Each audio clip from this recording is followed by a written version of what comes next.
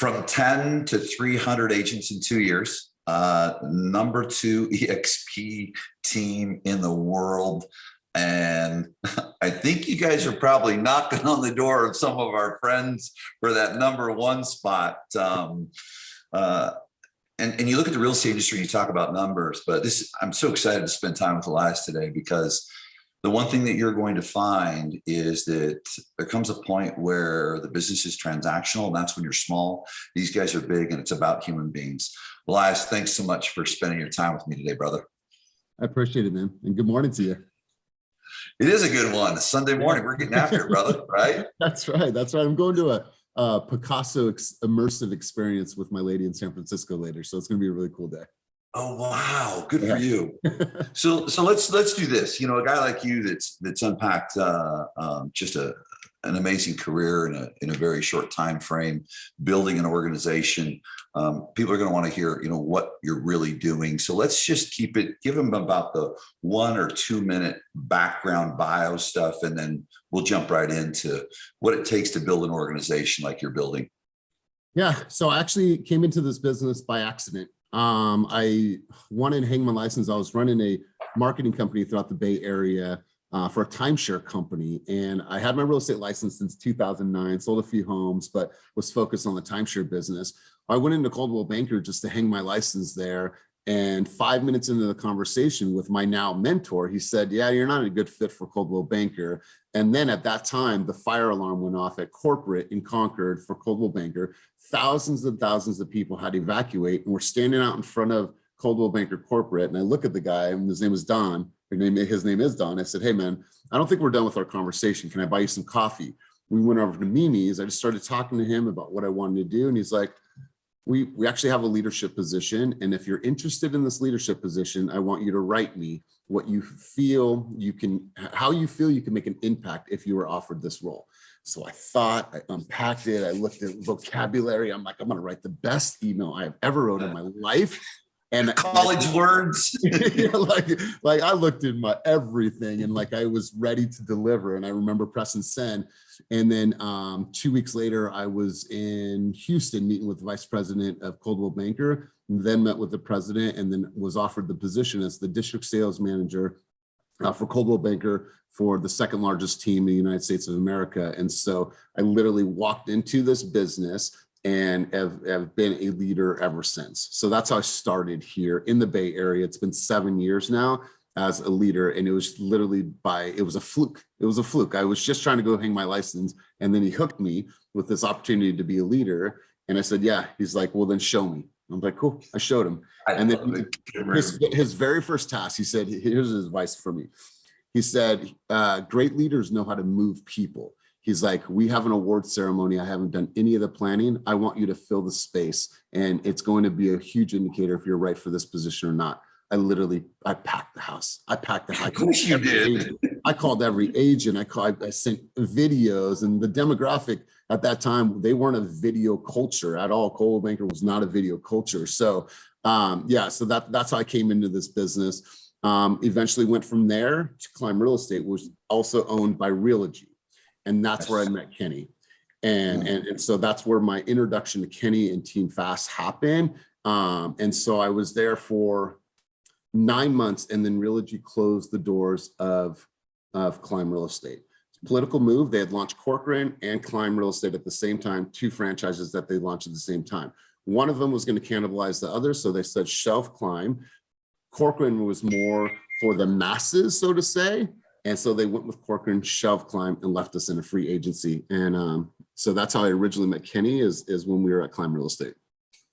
Wow. So talk about real quickly, share with everyone your role when you guys came into Fast and said, okay, we're going to launch this thing that we're going to take and scale big time. For sure. What was your role in that?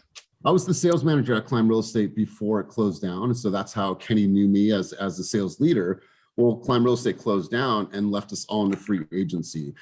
Kenny interviewed every single team and every single brokerage in the Bay Area. I went and took a leadership role for 45 days with a company that I felt that was a complete identity crisis for me.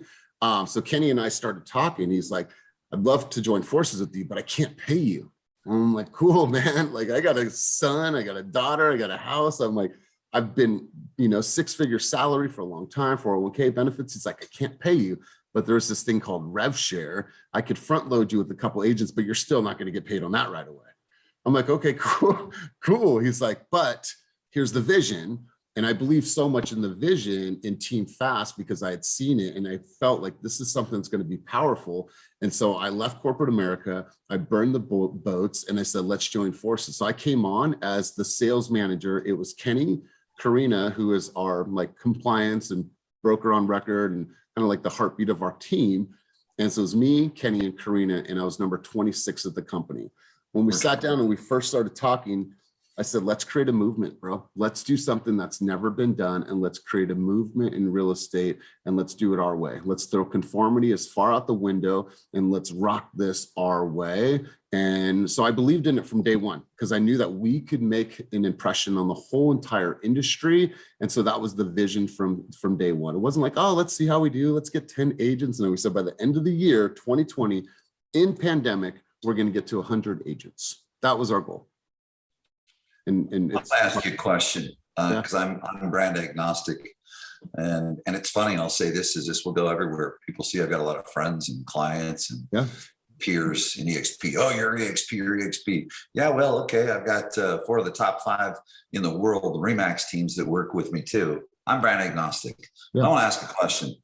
So did you come over to Kenny because of the offering of rev share, or did you come over for the belief in the vision? Straight up, brother. It was straight up the vision. Like for me, it took me a little while to understand rev share. And right, that's a science project, man. It's a mistake that I made because what I realized is that running a brokerage is one business. Running a rev share business is a completely separate business. It's completely separate because most of my income has come from the brokerage side. Well, the rev share side. So yeah, I didn't even think about the rev share. I was like, cool. I got front loaded with some agents that were under my organization. Cool. But for me, it was this vision. And then I was like, I want to amplify the vision. I want to take this, nationally, then I want to take it internationally. As we started adding more countries, I was like, wait a minute, man, I could see this in Greece. I could see this in Mexico. I could see this in Dubai and all these, places. So, I came on for the vision. I came on for the vision. Rev share was second to me at that time. Good. And the result shows that because what you've done is you've built an army of human beings that are productive. Talk about your first year, because there's a couple things. I want people to hear the story, but hopefully there's a modeling that they capture. And I've been real fortunate to get to know you and spend time in rooms with you, and then you're really close. And Kenny has spent time too, but I want them to capture, get inside the head and the heart of you, in how this, these numbers have shown up in the first year. Unpack your activities going forward. Just take them along. You know what? Let me take you along a journey on what I personally did, while at the same time do this, weave this in, and maybe it's just a statement, or maybe it talks about it. I think it's important for CEOs, team leaders. You're a highly skilled. I mean, you're like that thoroughbred. We've got to hold back, man. We don't have to worry about you doing your job. But also, at any point in time, talk about the importance of having a leader that gives you the latitude to go out and do what you do and bring your skills forward. Yeah. So the first year, literally, we had a goal. There was 10 of us. Then I came on, and I was number 26. We had a goal to get to 100 by the end of 2020 in the heart of the pandemic. What we learned is that people were hungry for something different because most brokerages were furloughing, they were shutting down departments, or closing down offices. So we said, let's go a complete opposite way, and let's bring an environment into Zoom, and let's build a culture via Zoom. When so many people said it can't be done, we said, watch, we're going to do this. So by the end of the year, we got to right around 87 agents, and we hit $127 million in production, which we did 59 million the year before. For us, it was how do we form a culture, right? And the way that we built culture was on Zoom, and that was early on. And then for me, my first roles were just to get in front of everyone and schedule as many one-on-one coachings as I can. Like I would talk to Kenny, he's like, all right, man, how's the week going? I said, oh man, I met with every single agent one-on-one. He's like, you did what? I'm like, yeah, man, I just met with everyone one-on-one because I need to understand who they were, but I also wanted to make sure that they understood the vision and where we were going so they could help to multiply our efforts and how we were going to grow. And so my main role was to just coach, sit down just like this, one-on-one, and share thoughts, time, and energy, and give my tips. And I always tell agents, I don't have all the answers. What I've had is a giant lab of thousands of agents that I've been able to coach over the years. So I have this database of ideas and thoughts and dialogues. And so by the end of the year, I got to the point where it was becoming quite a bit doing that many one-on-ones as you're scaling. For anybody that's going to get into this role, that is not scalable if you want time with your family and your loved ones, because you're going to run yourself ragged and then you're saying the same stuff over and over again. So that's when we entered into group coaching. Group coaching, I said, let's do this 3 days a week, 8:30 and 9:30, Monday, Wednesday, and Friday. We're just going to bring people in the room in Zoom, and it's going to be like a script role play session. Well, from that, it grew to 10 people, 20 people, 30 people. Now we're close to 100 3 times a week. And the reasons why is because I said, okay, let's do this different. I want mindset, motivation, intention. I want emotion. I don't want just your numbers and tell me how many calls you're going to make. I want to talk about the market. I want this collective wisdom. John, tell me what is happening in the market that you are looking at homes at with your clients. What are the nuances? What are the patterns? How many offers are getting accepted? Like, what is going on? And I want to make everybody masters at communication. So I moved into this era of, you know what, my brand in this business is making people better communicators. And if they could communicate better, then they could get better results when selling real estate. So, that first year was all one-on-ones, man. And then I started group coaching, and group coaching has now just been part of who we are as part of our DNA, What would you say, looking back at that first year of growth? So it was basically kind of 0 to 80, or Yeah. was it 20 to 80? What was that? Quick. So we went to 87. So when I came on, there was that 50 plus people in a very, very short amount of time. So I came on in May, and by the end of the year, we were at 87. Good. Knowing what you know now, what would you have done differently, and what would you share with someone who really wants to scale up because you did it and it's worked out fine? Most will say you can't do that. So early on, a better way to track appointments met and to say, okay, actually, what are you doing? Because you can have all of your KPIs, but like, what is the KPI that is moving you to an appointments met? Because that's really, at the end of the day, what's going to move your own needle. And so early on, we didn't use CC. We weren't really tracking it. We weren't really looking at it in that way. So an ability to look at appointments met and getting more people together in groups more frequently.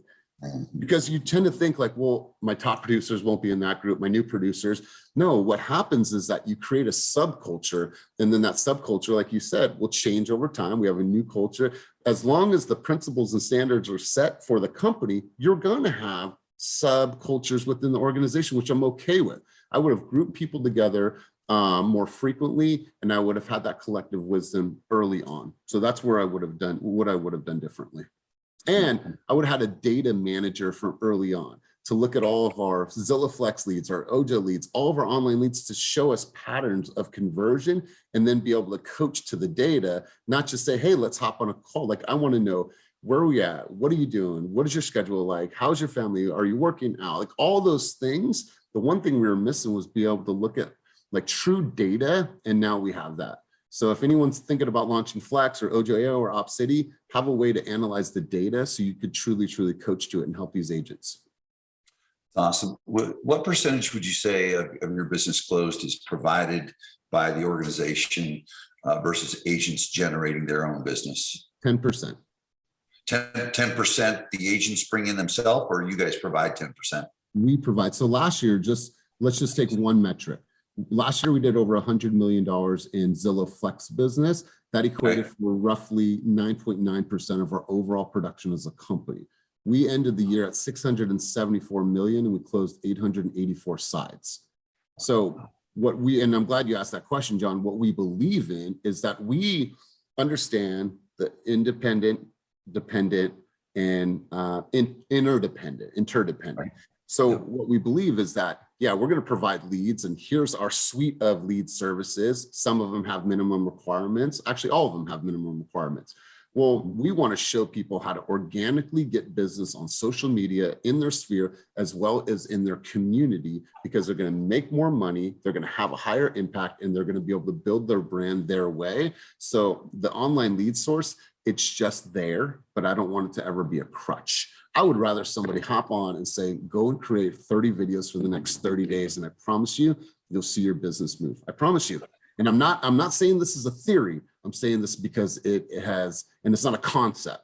It's work. No, you've done it. We see the track record. So this is really good, Elias. I love this because, and we've got a lot of friends and all of our friends, we could line them up and, what's your model? What's this? What's that? 10 of them, they'd all 10 be different. And they'd all be right because we're fortunate for the people that we hang out with. They do pretty good. But here's the thing that I want to point out that's really neat about what you guys are doing is you're insulated. If you were to go across the board throughout the United States, and I don't know, I'm picking a number and by no means to exaggerate it for the purpose of this, but let's say that most organizations are running at a 80% providing leads to their team members, which is great. Their margins are great. They're profitable. But what I'd say is you guys are very, very insulated because you're building a brand through your people. They're out there building a brand through your people. But what's important, what I want people to hear and listen to is it's because of the true value they're getting from your leadership and the leaders around you.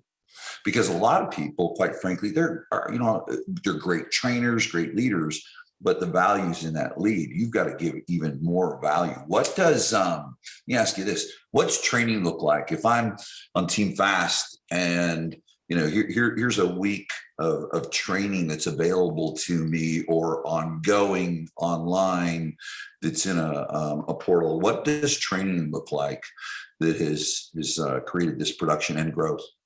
Good question. So we realize the difference between coaching and training, right? I'm not going to sit on a coaching call and show you how to write a contract. That is not my job. My job is to move human behavior and to influence human behavior. And if I can do that in a positive way, I can get you to change and do the things that you need to do to move your business. So what we realize is that we had a trainer, now became our director of ops. Well, there was a huge void. And when people came on, like, well, they could come to group coaching.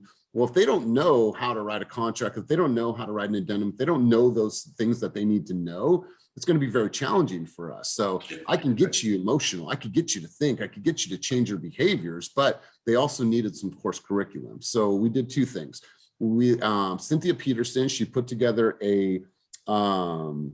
like an education committee. And she was like, let's get everyone together. Well, a leader arose, and it was her. When she was putting together this committee, she was consistent. She was the one that was doing it. Well, what we were doing is we're building content for Mighty Network. There's Mighty Networks, there's Trainable, there's all these different platforms. What we wanted to do is we wanted to be in our voice. Here's how you fill out an RPA. Here's how you do an addendum. Here's how you do this. So we created this robust video library. So anybody that comes on, I don't know how to do this. Cool. Go here, watch this and watch these videos, and then come back to me if you still need help. Also, we have Slack.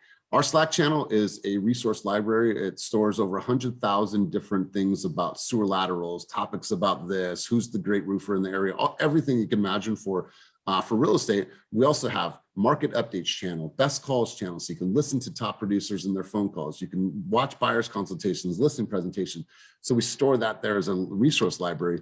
We said, let's do this even better. Let's have those two, but let's do boot camps. So we just got done. We're having our first graduation on Thursday. It's a giant graduation for our people that went through a 7-week boot camp with Cynthia. Obviously I would get on, Eric would get on, other people get on in leadership. 7 weeks. Now that that's done, I said, let's do a 7-week prospecting boot camp. We're going to take the 5 pillars of production, our community involvement, SY, all the pillars that we've broken down to. And now we're going to do our version of Bold or our version of AMP at Coldwell Banker. And we're going to do a 7-week boot camp for prospecting, right? And so now it's like we took the education, now application. Now, once that's done, we're going to do another application. Now, all of those are recorded. So the ability to watch tape, if someone comes in middle of the road, be like, hey, watch 1, 2, 3, and 4 modules, do this homework, and then you'll be ready to hop in week 6 or 7, right? So having a training department, head of training and mentorship has been key, because now it fills in the void, because you can't just coach without a training department or vice versa. So that's where the training is. So we make sure that our calendar is lit. Karina's in a room every day from 12 to 1. She's our broker and our compliance and the heartbeat of our company. 12 to 1 answering any contractual questions. And then you have Mighty Network, you have Slack, you have the boot camp in person, and then we're doing bar camps, we're doing masterminds, we're doing panels in the office. Kenny and I will do a mastermind session, we'll do an agent attraction session. So when you look at our calendar, you just choose. There's no reason for you to say, I feel like I'm on an island, I'm not getting enough. When was the last time you tapped into the calendar? Well, I haven't. Well, then whose fault is it? Is ours, is yours? All right, take accountability and let's go. Let's get you into these groups, and that's going to help you get productive. And so, man, we light up the calendar with tons of things to get people involved with. Tons.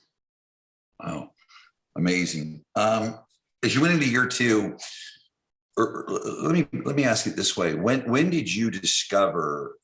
And I don't mean from a standpoint of, hey, we need more human resource, because you do when you grow at scale.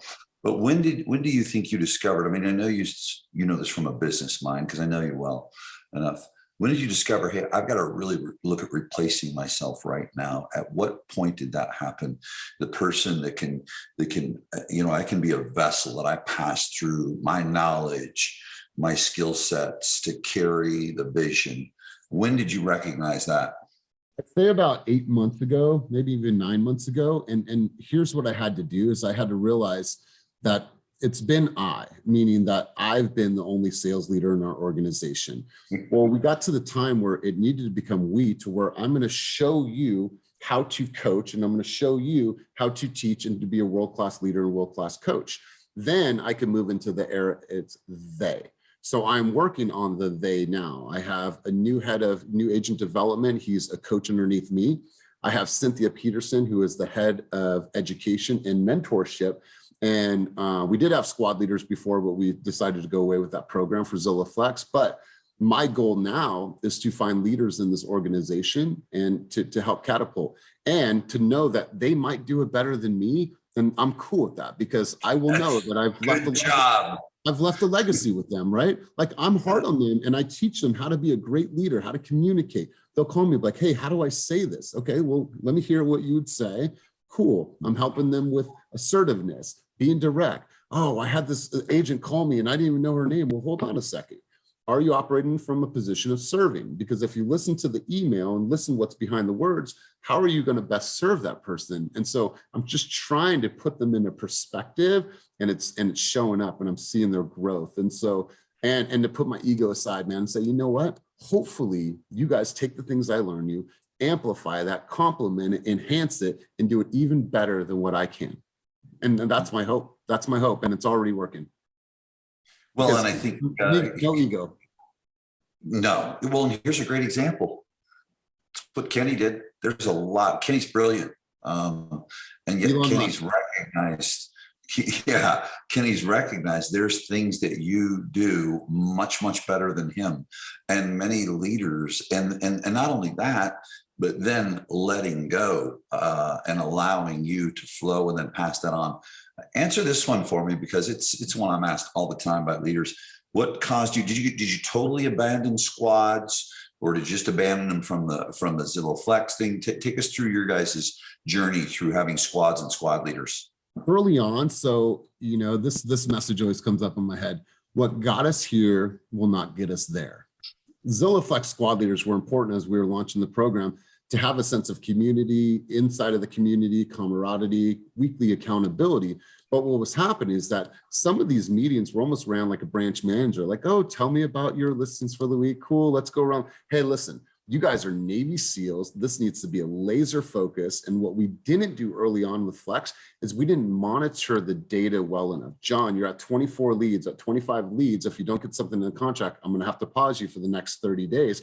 So we weren't running it as the machine. So we're like, hey, listen, you guys had a great impact. We have 3 leaders that have developed from those roles. We have multiple mentors that develop from those roles. So I know that it had an impact, because they're still with the company. They're still making huge impact in the organization. But we decided to get to a point where it's like, no, we need someone behind the scenes running the program solely on data. If anyone's going to ever launch data Flex, run it like a machine and do nothing else. And then come to me and be like, hey, we have a couple agents that are close to that. How can we coach them, train them, and support them to bring them up so we can get somebody in contract? Or they're just not a good fit for the program. So early on, it was good for a sense of community to develop new leaders within the organization, because Cynthia was a squad leader. Eric was a squad leader, and then Run On, who's now a mentor, she was a squad leader, and so was Anna. So it was good for a while. It was good, but then we got to the point where we said, it's not moving the needle. It's not. And there was like good sense, yeah, we're here. And I'm like, it's like, hey, your meeting was all hype. Where is the takeaway? Where is your team didn't put one thing in the contract last 2 weeks? Why are we so excited and why are we so hyped up? And where is the velvet hammer to say, hey, we got to go out there and make some stuff happen? Who's with me?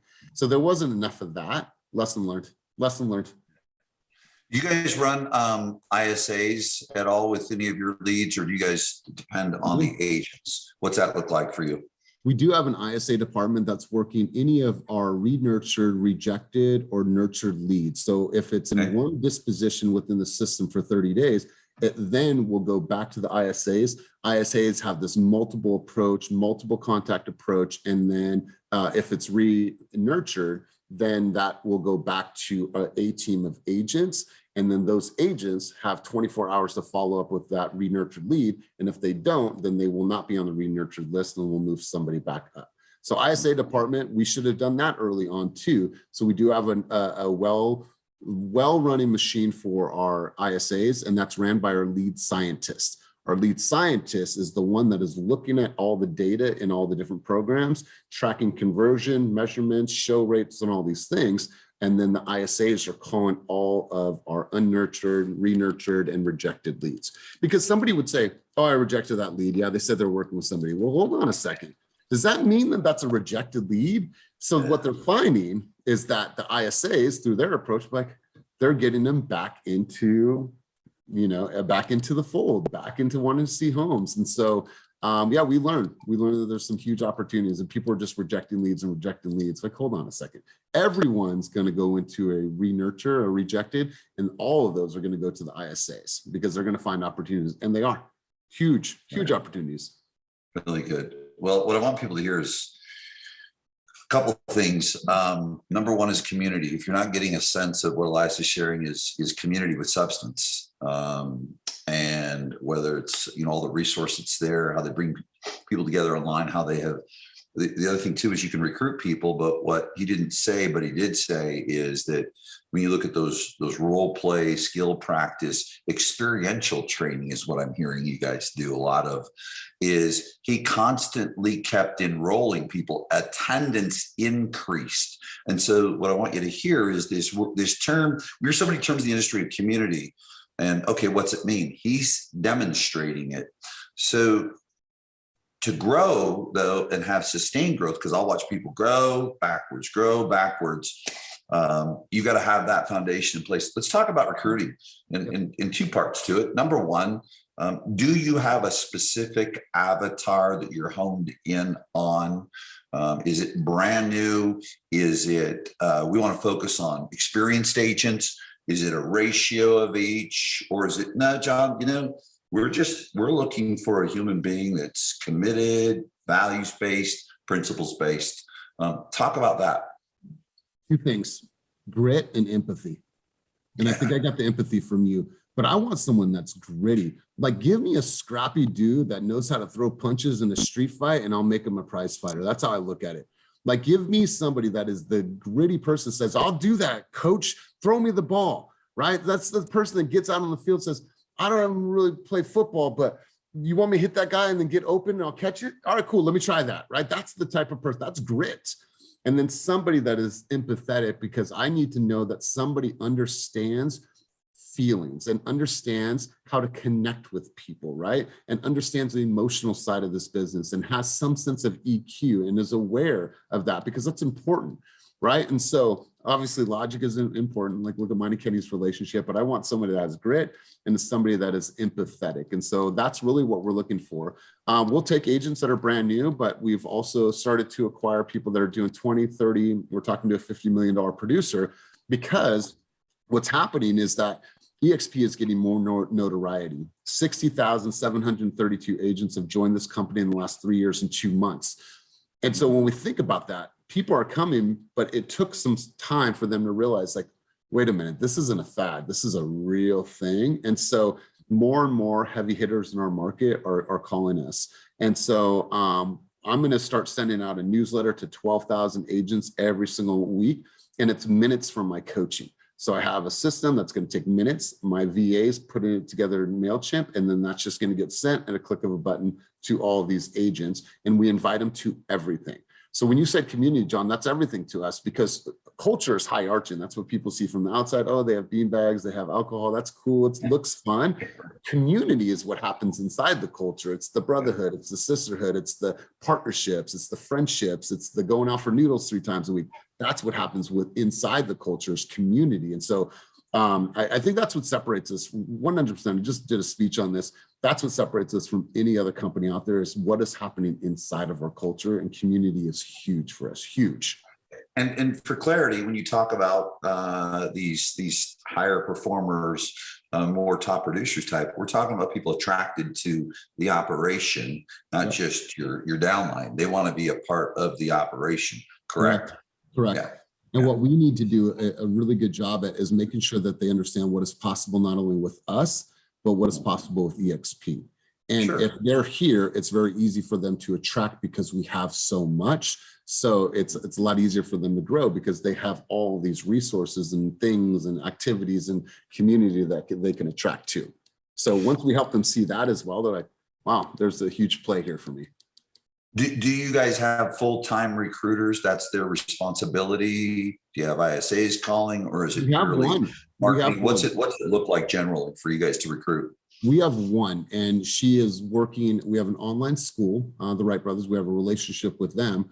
All the leads that we get in, she does a weekly career day, and she's, filling the room up. She does the presentation. She hooks them into the company. And then once they get their license, so they're invited to come to all of our events. Once they get their license, we hope, based on us opening the door and giving them a seat at our table, that they'll choose us as their brokerage.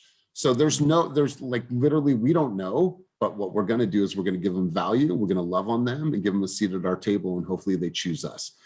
We also have another company that we do. It's an online school. That one is my department to do career days, to run. So I think as we get bigger and bigger, the ISAs are going to play a bigger role in this, because it's hard to keep up with the thousands and thousands of leads that are coming. And then you have Kenny, who is Walt Disney, and people are attracted to come and see Kenny, and then they get there, and we are the Imagineers to bring that vision to light. And so Kenny and I are on mostly all the recruiting calls together. The new agents are handled by Mel. Experienced agents are done with me and Kenny. And if it's an agent referral internal, it's typically me. I want people to hear this, and I'll say it to people and they don't believe it, but so this is a 300 agent organization, and you and Kenny are sitting in interviews with the experienced agents still to this day. Totally. 100%. 100%. And guess what? I want to hear this, because it's the closest to the dollar activity. It doesn't matter how good his ISA department is, how good the lead is, the operations, all these amazing humans, all this form and structure he's put in place. It doesn't matter if you don't have the humans and they continue to come in. And what he realizes too is that he's not the most emotional person. He's logic and I'm emotion, but you get us on a call and there's this synergy, right? And there's never been a human being on the face of the planet I've spent more time on calls with, right? And so we understand like each other's like where to go in. Like, hey, here's a good talk point for you, Elias. Like, oh, it's all emotion. Kenny like backs up. And so we have this dance that we do, and then the agent, no matter who they are, will get the benefit of the conversation with both of us. So yeah, we spend an hour doing more in person. We're flying out. We're expanding in new markets, and so those conversations are expanding and expanding. When it used to be just me and Kenny in a room with one agent. Now it's going to be me and Kenny and a whole brokerage that we're talking to. And that's happening at a big level. Really, really good. How many agents will you guys end up with the end of in your organization, the operation at the end of 2022? 600 is our goal at $2 billion in production. 2 billion. Yeah, 2 billion. Good. We want to be one of the fastest teams in the US to hit $2 billion in production. Now, we can't get there based on the amount of agents that we have now. We're right under 300, but the last part of the year, last year, is when we did the most of our business. By that time, we'll have the agent count based on who we already have, based on what we're forecasting. I feel confident that we'll be able to get to the $2 billion mark. And well, I love it because you guys are tilted to traditional model versus team. I mean, really. It's a team. Because here's my definition. Mine is because I've got clients and mutual friends that you look at them, they're an independent brokerage, right? But they're running a team model 100%, meaning team to me is providing 70, 80% of the business, right?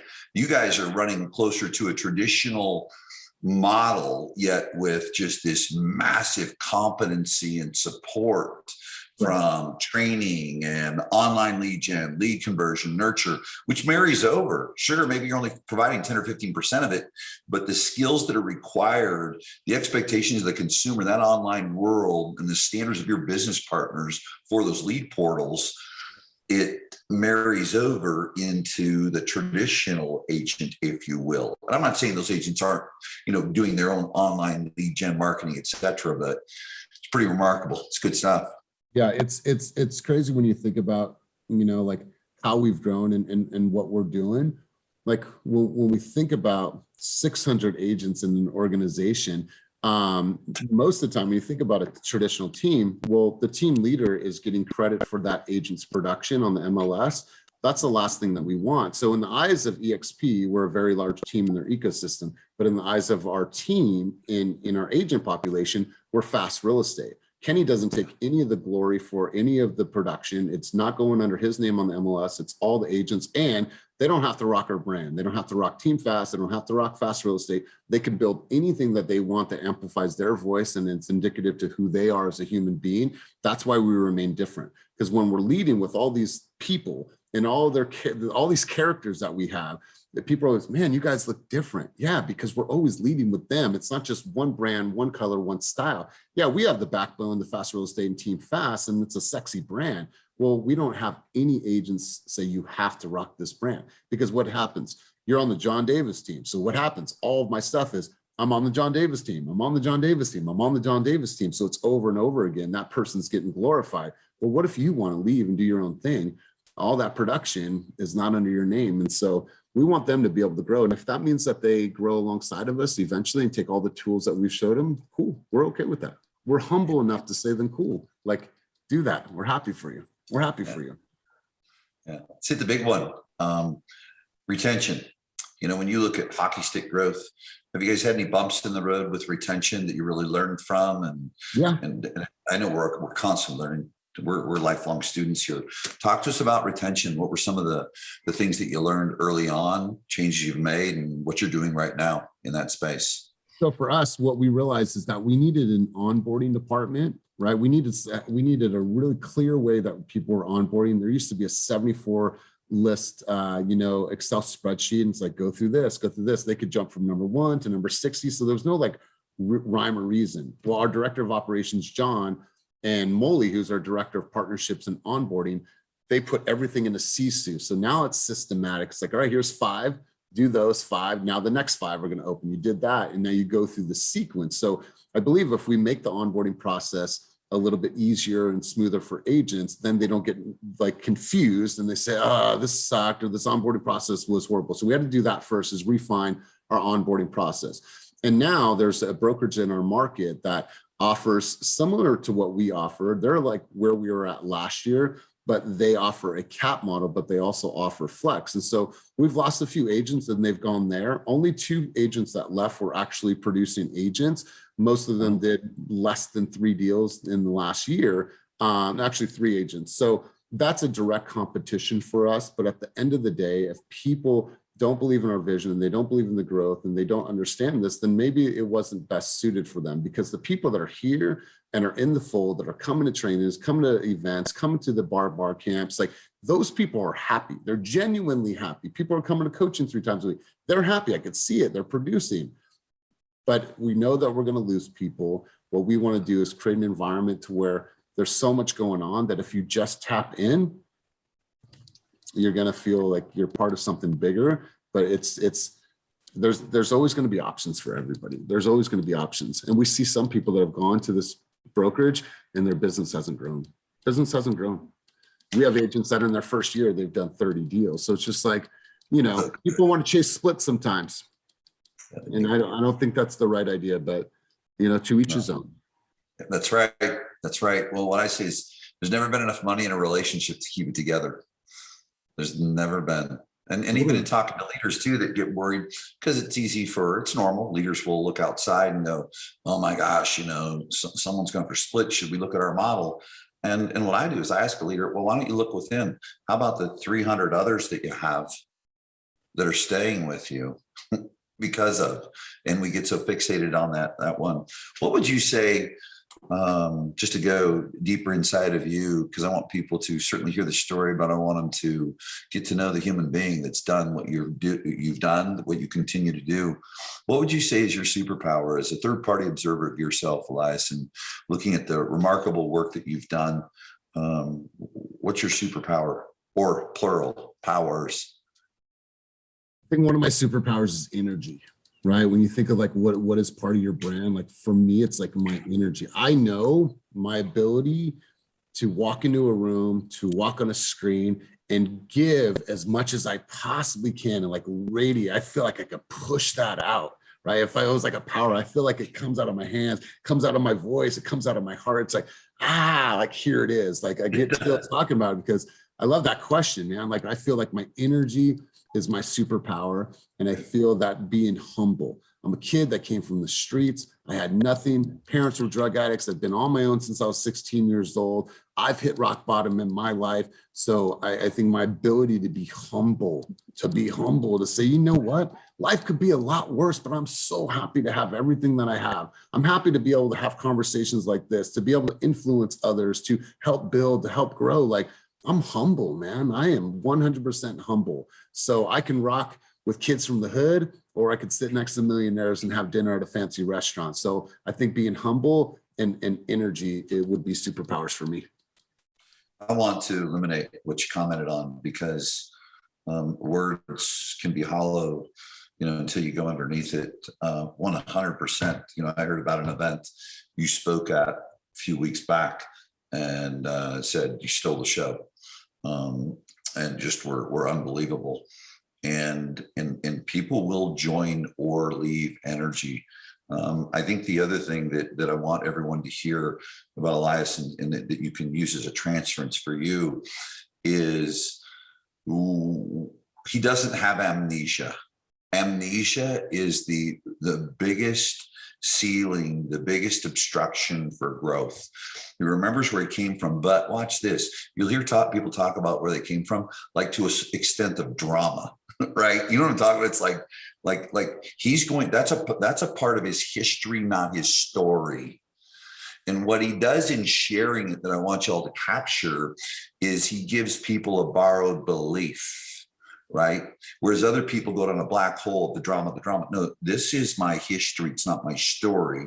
I use it to remind myself. And so I just wanted to really illuminate that so that people see it, because a couple things that I see of Elias is relatable. Typically when I talk to leaders, when I start coaching, listen, I got to humanize you. So that humanization is really, really critical. Well, one thing I want to mention to people too is Elias is one of our Agent Academy coaches. And, you know, if you like the growth trajectory, which is a result of the human being, period. I hope y'all are getting that. I mean, Elias is not in the transaction business. He is in the human behavior business that happens to do a lot of transactions. Elias.agentacademycoaching.com. You can go to Elias.agentacademycoaching.com and fill out a questionnaire. What would you share? I'm going to close with this. What would you share with a leader? So now it's today, but it's interesting. I've been in this thing 34 years, and a lot of yesterday still is in today. But as this is being listened to and watched, 2022 and beyond, what input would you give someone who is driving the sales process, who's driving recruiting and retention, driving that community? What would your input be to them? It's there first. Literally, it's that simple. When you're looking at how you're going to impact someone's life, everything needs to be outside of yourself. Yeah, you're probably going to make money. You're probably going to grow. All those things are important, but they're a byproduct of serving human beings first. So if you take the stance of how can I truly, truly serve this person, then if that means being hard on them, if it means pushing them, if it means spending some time with them, being emotional with them, making them cry, you're crying, whatever it is, if it's rooted in your ability to serve that other human being and you truly want to see them grow, then the byproduct is that you're going to make money and you're going to be successful. I'm not in this business to make money. I don't think about it. I love the things I have. I'm a simple dude, right? Give me a record, give me some coffee, and give me a hoodie. I'm straight. But my impact on human beings and my ability to serve. So a leader, I always tell them this, like, sit down and ask yourself, am I serving this person? How can I serve this person? What can I do to better their lives? And if you lead with that, everything else will follow. And if they'll feel that, and they'll be like, you know what? My leader was always there for me. You know what people say about me? You're intense. Elias, you push me. I'm a little intimidated sometimes when I talk to you. However, that is negated because you show us so much heart. You show me so much heart. So when I push you to do something and say, listen, you're not living up to the things that you told me that you're going to live up to. Why are you letting everyone around you down? What's going on? They get it because I'm always led with my heart. So serve first. Ask yourself, how can I better serve this person?